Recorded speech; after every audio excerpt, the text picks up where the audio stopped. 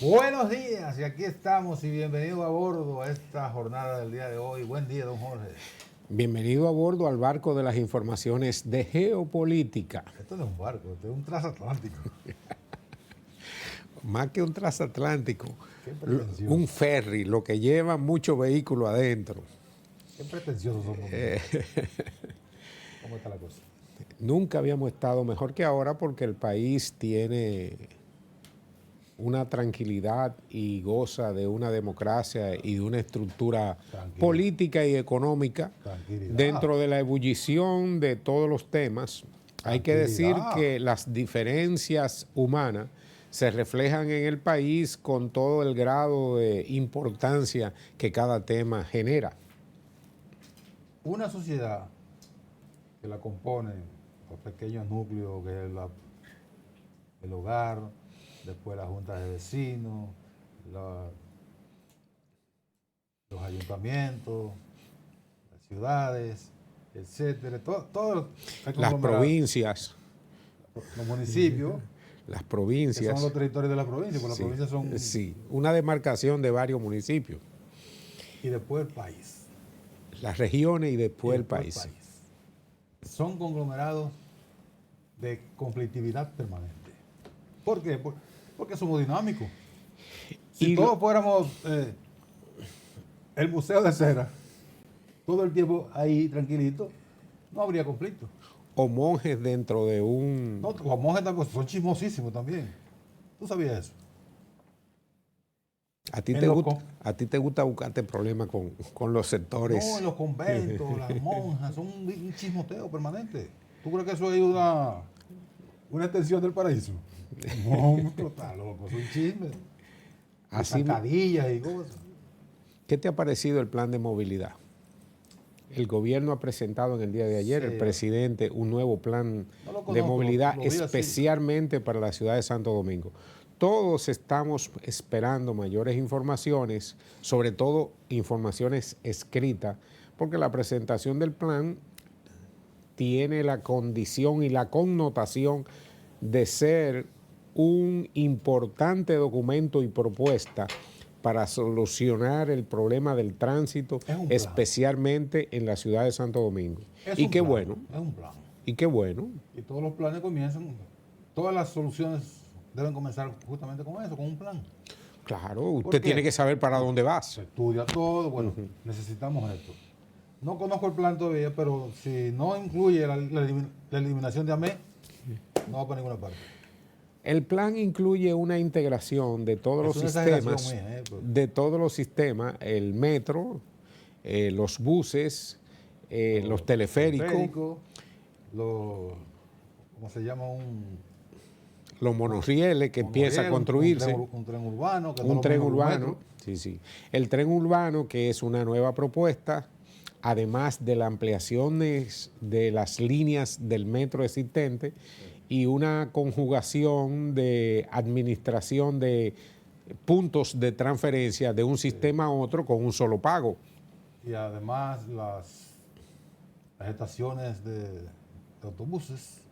Las estaciones de autobuses, una en el este, que son todo basados en el eje principal de las líneas, de las dos líneas del metro, más una tercera que piensa construirse. Pero lo que más me agradó de todo el esquema es que se contempla una ampliación o la construcción dentro del tren urbano que llegue al Aeropuerto Internacional de las Américas.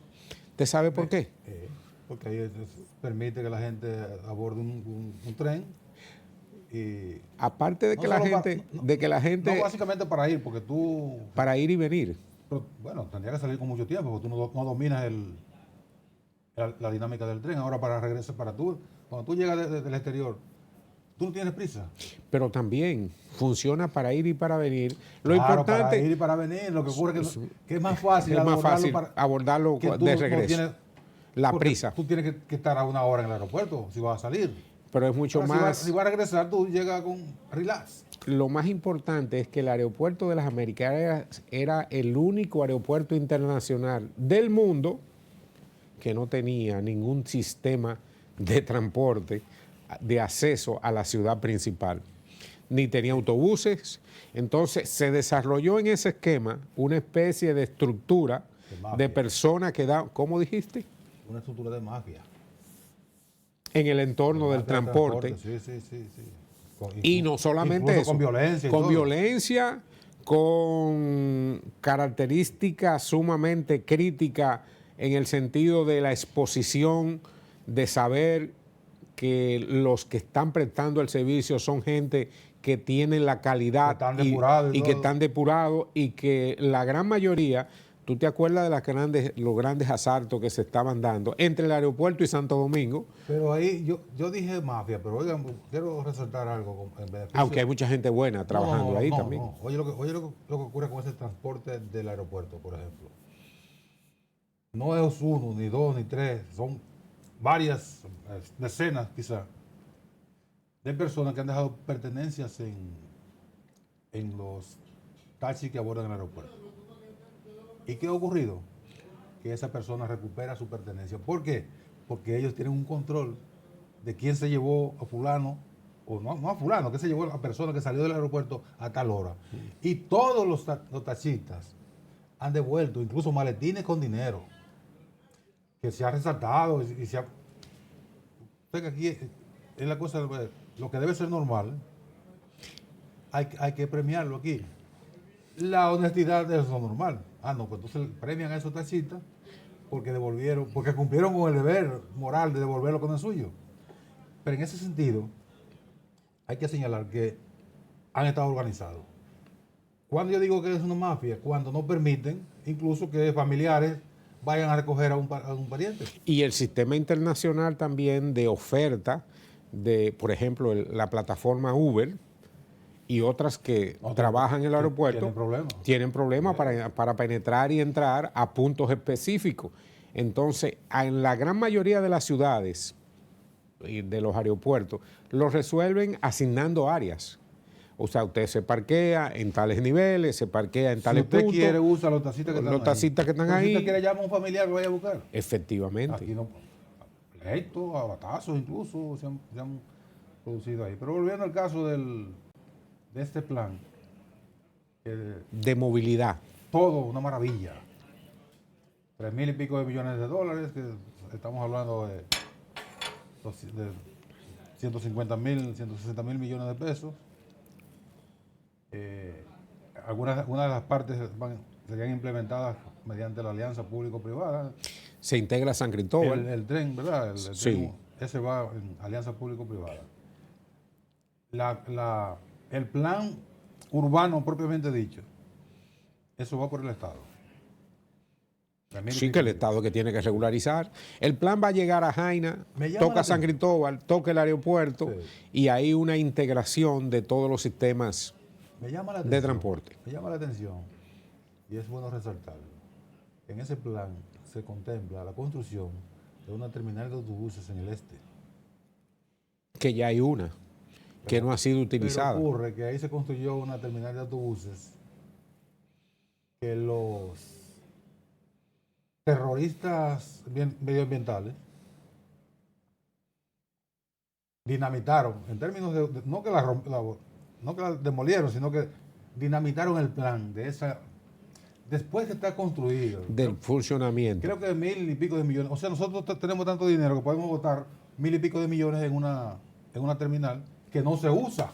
Pero eso es lo lamentable, que no se ha usado y que en 3 años el gobierno no ha tenido un funcionario o una institución o la administración de esa parte de la ciudad, Santo Domingo Este, de presentar en 3 años un plan de uso, aunque sea como mercado. Pero el alcalde actual del municipio de Santo Domingo Este, Manuel Jiménez, formó parte de la formulación del conglomerado opositor de conspiración en contra de ese proyecto.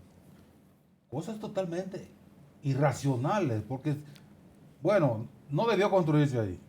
Perfecto. Pero ya se construyó. Y está hecho. Eso está ahí. Un elefante. Pero tampoco se han ocupado de formular tampoco se hizo otra.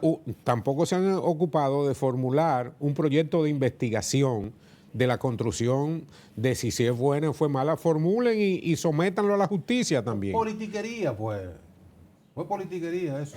Pero el Estado no se puede dar el lujo de hacer una inversión de los dineros públicos, de una inversión tan harta. Botar dinero. Y no solamente eso, las instalaciones están ahí y no tienen ningún tipo de uso. No, eso es un dinero botado. Pongan un mercado de flores, aunque aquí no se produzcan muchas flores. Pongan lo que sea, que lo ocupen los haitianos. Efectivamente, podría ser, usen eso en algo. Podría ser un excelente centro de atención a gente vulnerable, como son los emigrantes. Mira, lo que sea, pero ese dinero botado ahí. Nosotros no somos un país rico para tirar ahí. Y acuérdate que comenzamos millones de pesos con el plan de movilidad y entonces sacamos las debilidades que se van generando históricamente. Es que en el plan de movilidad está contemplada la construcción de 2 terminales, una en el este y la otra en el... Se contemplan los 5 puntos principales de entrada a la ciudad de Santo Domingo como captación de viajeros y de usuarios del transporte público. Eso va a requerir de una información permanente a la ciudadanía de cómo va a funcionar. Nosotros mismos estamos esperando mayores informaciones con la finalidad de darle mayor carácter, pero hay que felicitar el plan, independientemente de si es bueno o es malo, después se evaluarán los juicios. Uno de los elementos que necesitamos siempre son esos. Son 2 años y medio. Y el plan es para 5 años, lo que te indica a ti que incluye la reelección. No, la reelección y la viabilidad. El próximo periodo y un poquito más. Y un poquito más para allá, exactamente. Pero los planes un gobierno no puede concebir planes inmediatos, así de, bueno, porque a mí me queda un año de... Es un proyecto, un plan a largo plazo, que es lamentable que no se presentara en el primer año de gobierno. No, que es lamentable que en este país no haya planes de continuidad. O sea, sí, cada gobierno, cada presidente que llega debería tener un plan a 10 años, digamos. El país debería tener un plan a 20, a 50 años. No importa y que los presidentes que lleguen lo que planteen son los matices de ese plan general, de cómo se desarrollaría y de cuál es su visión en términos de su política, de su programa, de su desarrollo y hasta de su ideología. Todo el tema es, el bendito lo hizo fulano.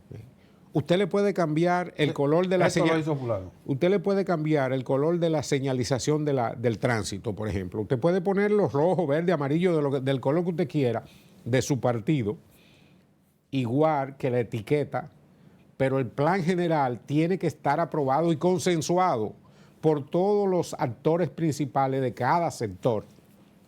El problema es de estar comenzando permanentemente, cada 4 años, incluso un ministro a otro comienza y desbarata el plan que dejó el otro.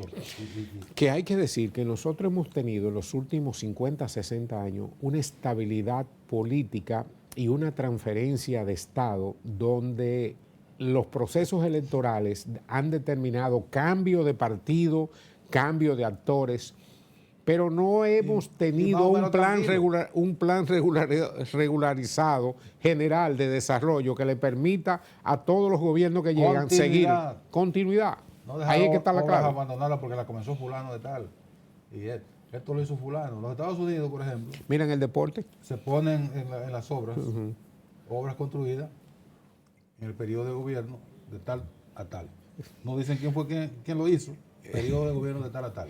Mira, esa es una... Eso, ¿que te quiere ir a la pausa ya? No, que tenemos que ir a la pausa. Bueno, fuimos a la pausa y volvemos sobre el tema, pero te lo voy a llevar al transporte. Del transporte vamos a pasar al deporte con la finalidad de ver qué está pasando con las instalaciones deportivas, que la gran mayoría de las instalaciones de los Juegos Nacionales en las diferentes provincias llegan como elefante blanco. Son montañas. Montañas. Ya le han crecido árboles que ya han parido. Vamos a la pausa y regresamos de inmediato.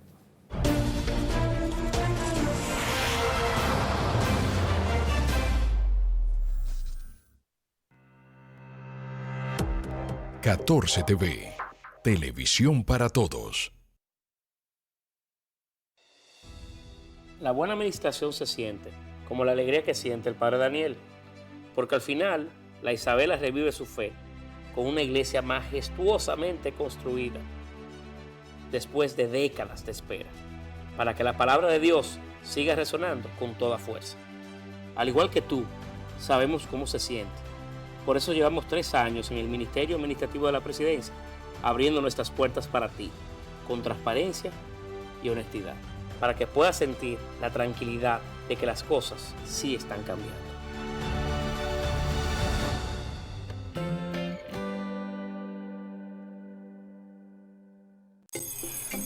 Avenida 27 de febrero, número 17. Avenida 27 de febrero, número 17. Avenida 27 de febrero, número 17. Midón, ¿para dónde vamos? Avenida 27 de febrero, número 17. Eso es pensiones. ¡Para allá, mimito! Oficina principal en Santo Domingo. Avenida 27 de febrero, número 17. Próximo a la Leopoldo Navarro. Dirección General de Jubilaciones y Pensiones a cargo del Estado. Tu satisfacción es nuestro compromiso. Felipe y Gaby dan fe del crecimiento de la construcción gracias a Banreservas. Lo mismo pueden decir Manolo, Conchita y toda la brigada por el apoyo que recibe la pelota del Banco de Todos los Dominicanos. Los Invencibles también son testigos de ese apoyo al arte y la cultura. Y ni hablar de todos los que se benefician del programa de pignoración de arroz, como don Héctor y su gente. Y el respaldo es tan real que les cuente Jessica, quien realizó su sueño ecoturístico con la ayuda de Expo Fomenta Pymes Banreservas. Los sectores construcción, pymes, deporte, arte, cultura, turismo y agricultura saben que detrás de uno que avanza hay muchos más echando hacia adelante. Banreservas, el banco de todos los dominicanos.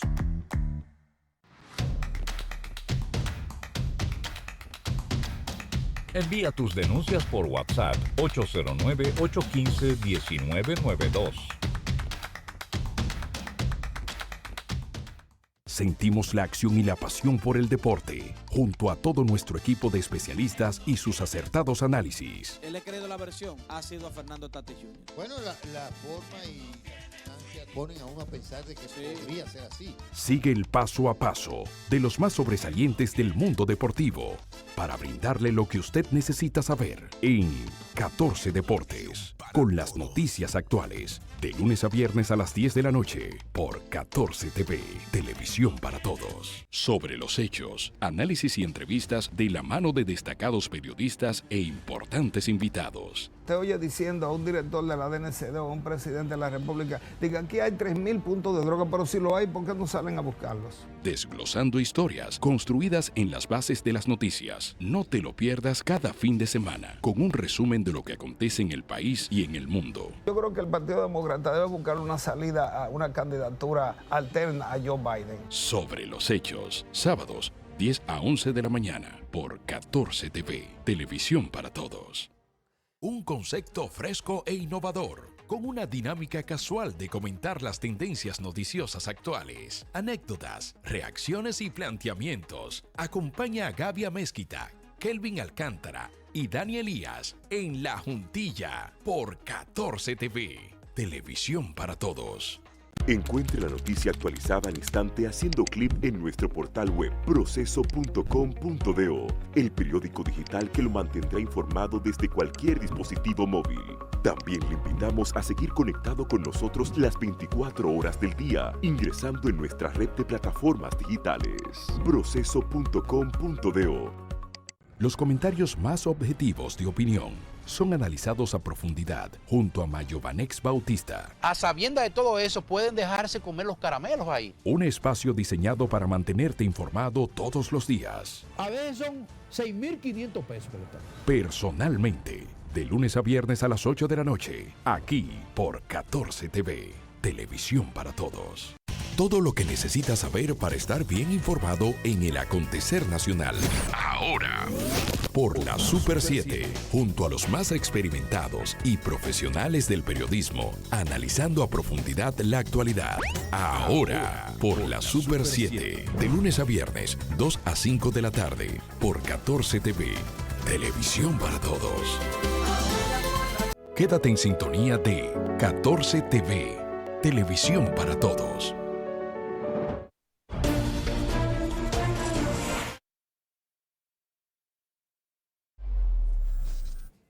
De regreso aquí a Geopolítica, ya tenemos el invitado el día de hoy.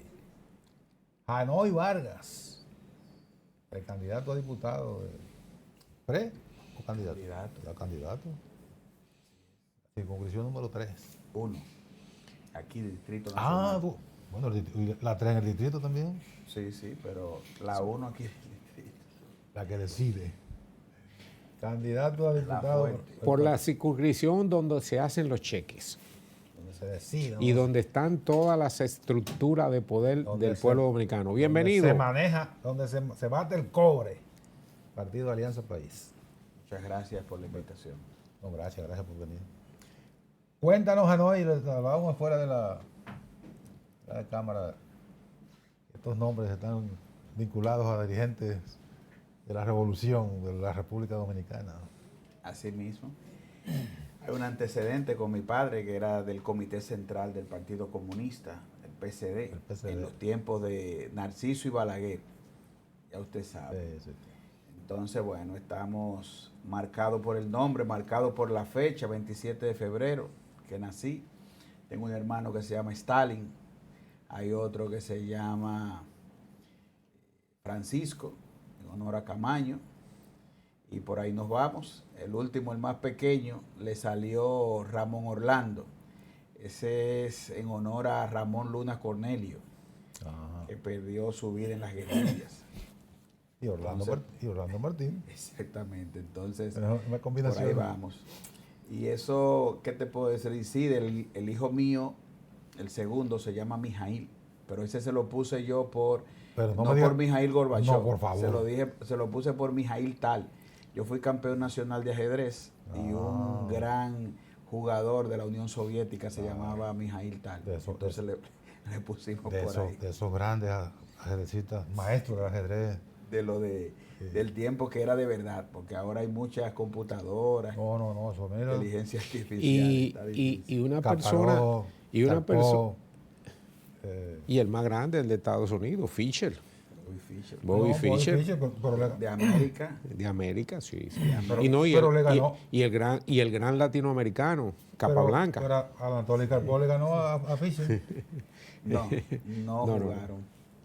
No. Porque se retiró. Sí, se retiró. Bobby Fischer cuando estaba plantado el match, se retiró. Y perdió por Volpi. Exacto. Y después fue con el otro. Con Gary Kasparov.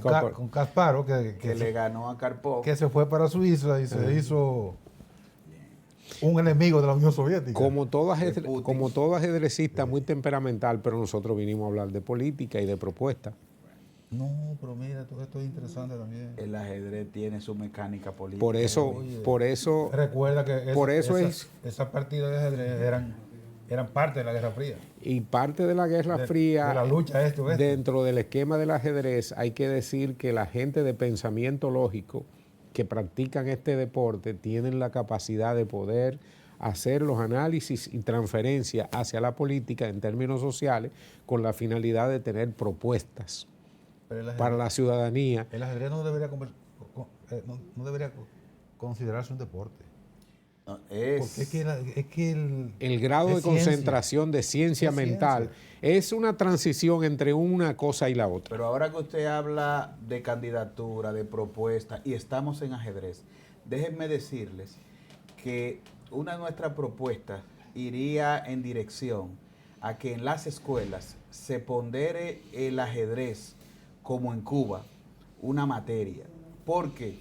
Porque si vamos a procurar contrarrestar ese pensamiento obsesivo y compulsivo que está dirigido hacia las redes, hacia los juegos electrónicos, sería preferible inducir al niño a una capacidad de abstracción, de manejo de variables, de cálculo, de poder enriquecerse en ese mundo abstracto de desarrollo mental, porque el ajedrez es considerado usar la mente, no la mano con el ordenador. Para ver si la posmodernidad se acomoda y vuelve el pienso, luego existo, porque ahora es siento, luego existo. Sí. Y combatimos de esa manera este ruido de redes que está permanentemente atrapando a más usuarios, sobre todo de las nuevas generaciones, y me parece que tu propuesta en ese sentido giraría en ese entorno de las nuevas generaciones, por tu edad y por tu formación. Exacto, porque profesionalmente vengo del trabajo de la psicología y específicamente en el área de las adicciones. Esa es mi especialidad a nivel de trabajo. Yo me dedico a restaurar familias, a rehabilitar personas con problemas obsesivos y compulsivos vinculados a sustancias y actividades. Y yo les puedo decir que nosotros tenemos un problema serio en el país que va en crecimiento y la pandemia lo exacerbó, y es que en ese encierro los muchachos se les dio como recurso y facilidad, ¿verdad?, que para que estuvieran tranquilos en la casa, darle libertad todo el tiempo posible para estar en sus actividades con juegos electrónicos, redes sociales. Y eso, dicho sea de paso, la Organización Mundial de la Salud considera la obsesión y la compulsión vinculado con los juegos electrónicos como una patología. Y esa patología va en crecimiento, sobre todo en la población infanto-juvenil, y yo diría que explica en parte el bajo rendimiento que pueden tener los estudiantes en un momento determinado. ¿Por qué? Porque el modelo docente ahora mismo, que es muy enmarcado en lo tradicional, las abstracciones son muy aburridas, los juegos electrónicos son muy dinámicos. Entonces el muchacho, cuando tiene la oportunidad, en vez de hacer tarea, lo que se dedica a veces es, por descuido de los padres, si no lo están atendiendo, lo que se dedican es a actividades de esta naturaleza, robándole el tiempo de cumplir con los compromisos de la tarea. De hecho, hay países ya donde empezaron otra vez a desmontar el tema de la educación virtual, la virtualidad en la educación, el uso de esos dispositivos, que dicho sea de paso, quienes han creado esas grandes plataformas trabajan para que sus hijos no estén expuestos de manera temprana a eso. Porque ellos saben. Y en Francia tenemos que es penado el permitirle a un muchacho por debajo de 15 años estar con dispositivos. ¿Por qué? Eso tiene su explicación. Ahora, ¿quién se la da? Se la da un estudioso de la conducta. Se la dan personas dedicadas a la salud mental y a la psicología. ¿Cómo traducimos todo esa propuesta hacia el ordenamiento jurídico y el ordenamiento social a través de legislaciones? Bueno, lo primero es que usted lo justifica. Tiene que justificarlo, tiene que hacer, si se quiere, un análisis de situación, demostrar el impacto negativo que está teniendo el hecho de no establecer controles o buscar una metodología de enseñanza que de alguna forma no cumpla con el propósito principal, que es desarrollar, ¿verdad?, el aprendizaje de las cosas que se están enseñando al muchacho. Entonces, cuando tú partes de ahí, que pueden ser con antecedentes no necesariamente del país, sino de realidades vividas a nivel internacional, entonces te da lugar a una propuesta que da como resultado que tenga su racionalidad, que tenga su lógica, y que por lo tanto, en el bien común de la población, usted diga, yo tengo que apoyar esto, porque a fin de cuentas, todos queremos lo mejor para la sociedad. Sí, no es que a alguien se le ocurra que va a presentar una legislación porque cree que tal cosa, sino que esté documentado, que sea sobre base científica. Y nosotros aquí, de hecho, ya lo podemos ver, el rendimiento escolar que tienen los muchachos te dice que hay un tema. Y fíjate algo, en educación, que es donde se maneja el mayor presupuesto, un 4%, donde se tiene tan extendida y donde se han hecho inversiones importantes en infraestructura física, en capacitación del personal, en uso de la tecnología. Entonces, ¿cómo es que años después de eso tú ves que el rendimiento escolar en los muchachos es problemático? Entonces tú tienes que decir, hay algo. Entonces, ¿qué pasa? Estamos invirtiendo en lo de afuera, hay que pensar qué tanto estamos invirtiendo en lo de dentro, en el cerebro. en el principal órgano, en el que nos tiene aquí reunidos, hablando, comprendiendo y que nos dice para dónde vamos después que salgamos. Sí, es así. Hay como una desconexión entre la necesidad y lo que se hace en la realidad. Y se ignora lo que eso significa para la economía. Porque esa es mi propuesta y mi intención.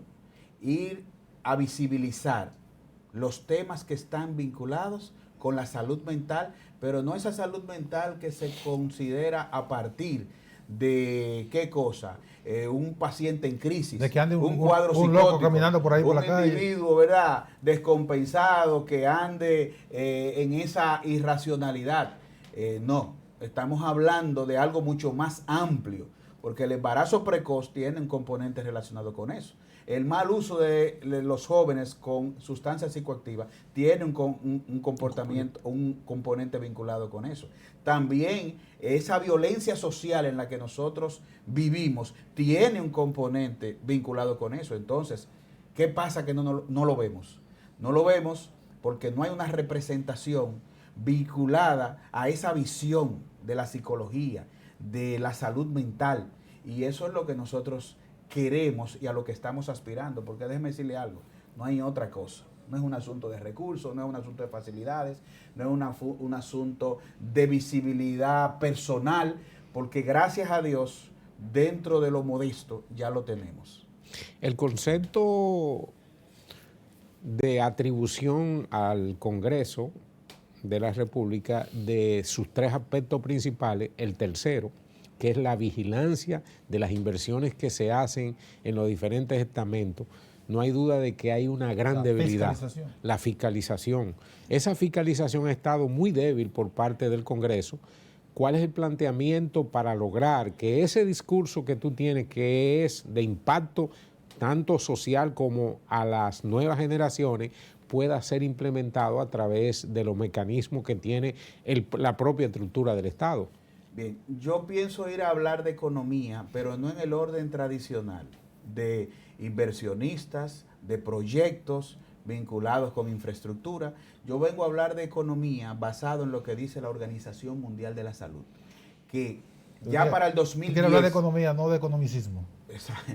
Ya en el 2010 nosotros teníamos una pérdida de 2.5 billones de dólares, no los billones cuantificados en el orden norteamericano, que son 9 cifras. No, son mil millones. De 12 cifras, 1 millón de millones. Del billón español. Y para el 2030 se calculan 6.000 billones.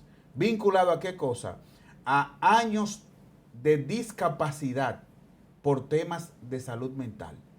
Es decir, se ha calculado que una persona con problemas, con afecciones en el orden de la salud mental, de cada 6 años de vida hay uno que es de discapacidad. Entonces, ese perdido. Exacto. ¿Qué les representa eso a un país como el nuestro? Porque lamentablemente en las Américas es que se reúne de esos 1.000 millones de personas afectadas en la salud mental, las Américas tienen el 15%. Pero no solamente eso, los países de bajos recursos como el nuestro y moderados recursos van a asimilar el 35% de esa pérdida, según el Foro Económico Mundial. El 35%. Yo digo que a República Dominicana le tocan cientos de millones de dólares en pérdidas por eso. ¿Y cómo? Cuando una persona tiene afección mental, que no vamos a decir que fue que se puso a consumir sustancias psicoactivas y cayó en cuadro psicótico. No. Estamos hablando de una persona con una depresión profunda. Estamos hablando de un empleado que tiene un hijo con afección y eso le preocupa tanto que no puede concentrarse. Su rendimiento es mínimo. Mínimo. Estamos hablando de una relación de pareja donde hubo infidelidad y esa persona va a tener aproximadamente, posiblemente entre 3 a 5 años afectado por el impacto que representa, que se asemeja al trastorno por estrés postraumático.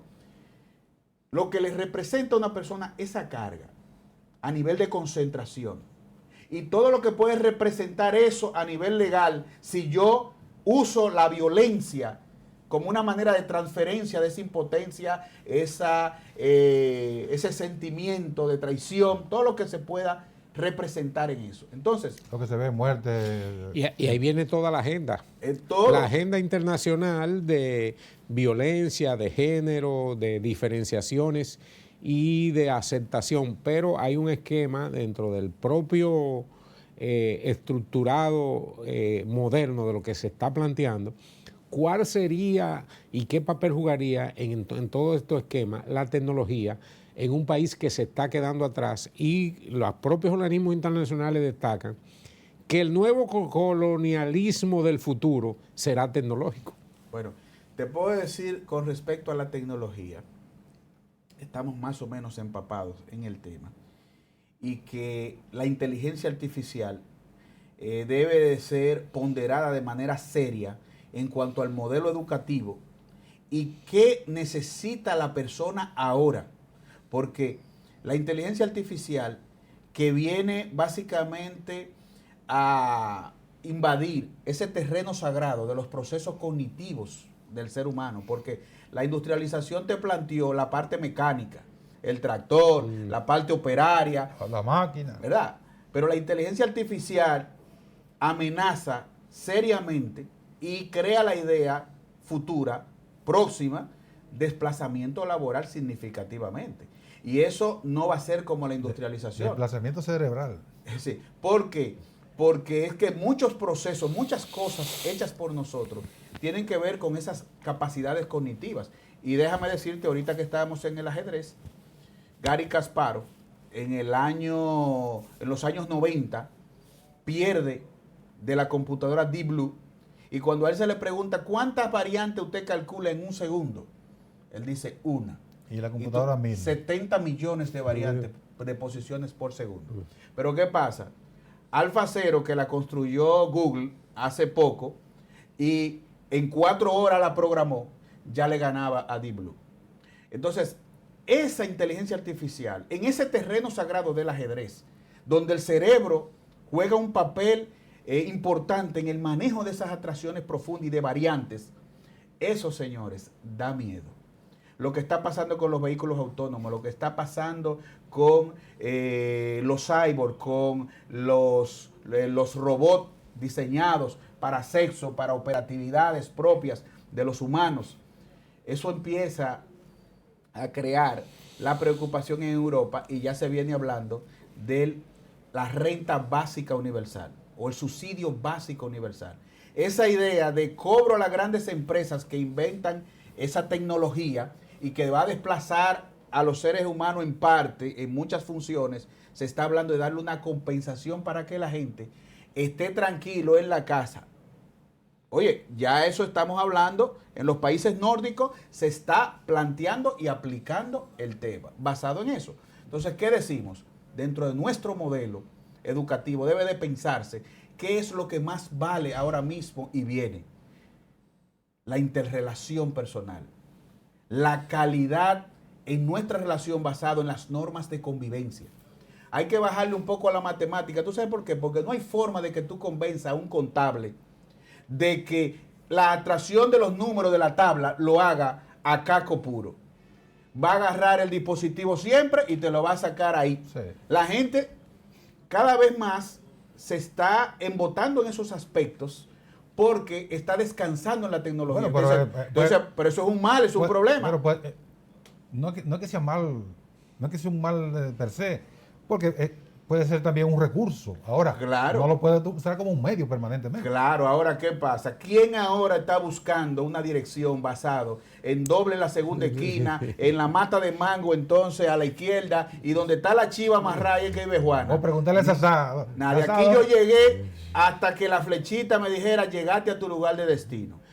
Y no sabe ni el nombre de la calle por la que ha doblado. La inteligencia artificial, que te dice, la tecnología te va llevando a ese esquema progresivamente a la pérdida de la autonomía y a descansar mucho en ella. O en el caso, mira, tengo una vivencia de que iba a Metro, aquí en Juan Dólido, y se puso Se puso la plataforma GPS. Y el GPS me llevó al lugar. A Uber.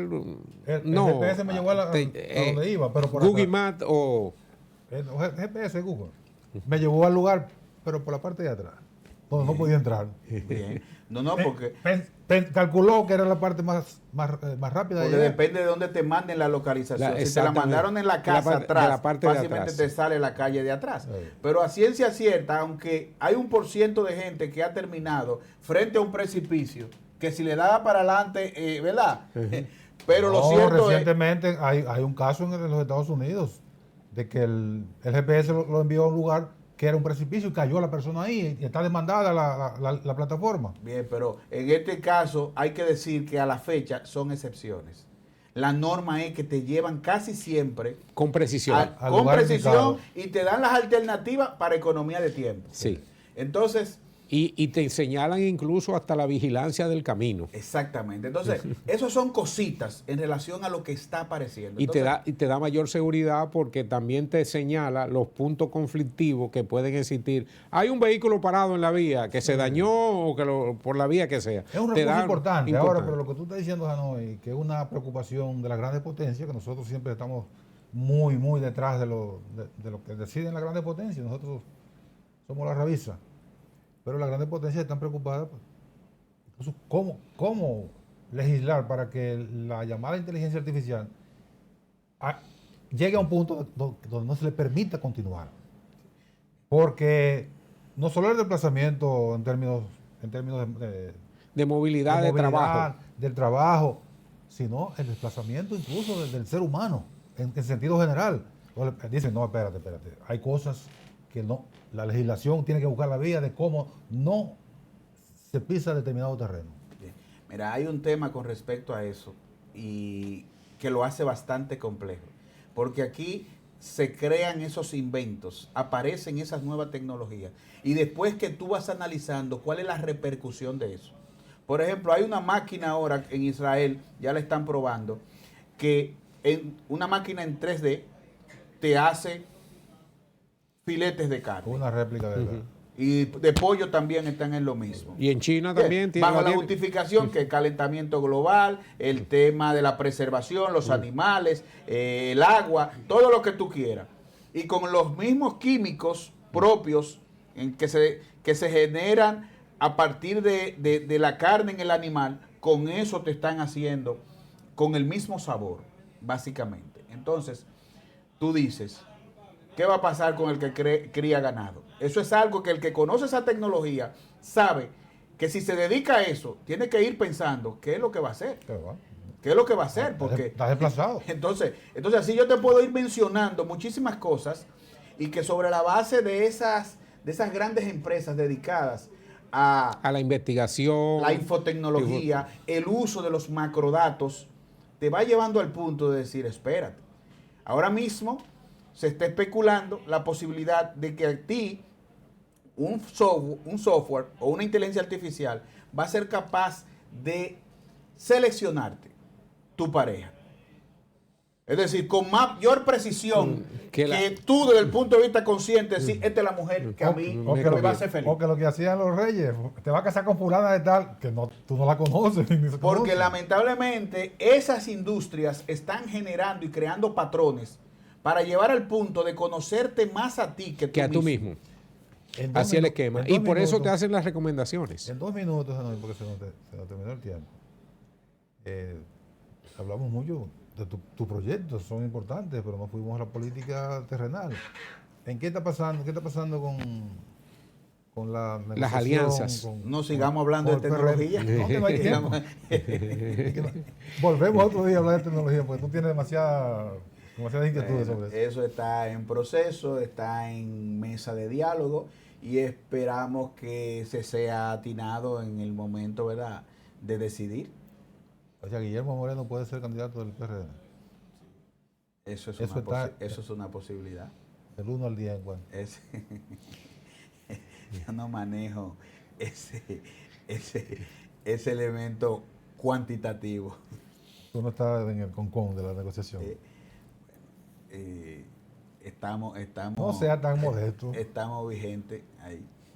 Lo que sí es que estamos presentando hacia afuera que es necesaria una representación vinculada con estos temas, porque ya tenemos otras representaciones, pero no hay una visión vinculada con esto, considerando que para el 2030 se dice que el 25% de la población mundial tendrá una afección mental. Y cuando hablamos de una afección mental, no estamos hablando de esas ideas de pacientes en crisis. Estamos hablando de realidades que nos retrasan como nación y que nosotros necesitamos estar básicamente apercibidos en relación a esto. Te puedo decir que esa idea de país desarrollado y país de tercer mundo está muy vinculado con esa visión de inversión en cuanto a la salud mental. ¿Por qué? Porque si en Finlandia te tienen como presupuesto un 13, 14%, en Estados Unidos un 7 y un 8%, Latinoamérica un promedio de un 2%. ¿Por qué República Dominicana es menos de un 1%? Hanoi, déjame interrumpirte porque despídete del programa y de tu televidente y por qué votar por ti. Sí, bueno, pues yo creo que el diálogo que tuvimos aquí está bien claro y precisado. ¿Por qué echar ese voto por mí? Un diputado inteligente. Gracias, Hanoi. Gracias a ustedes. Hasta mañana.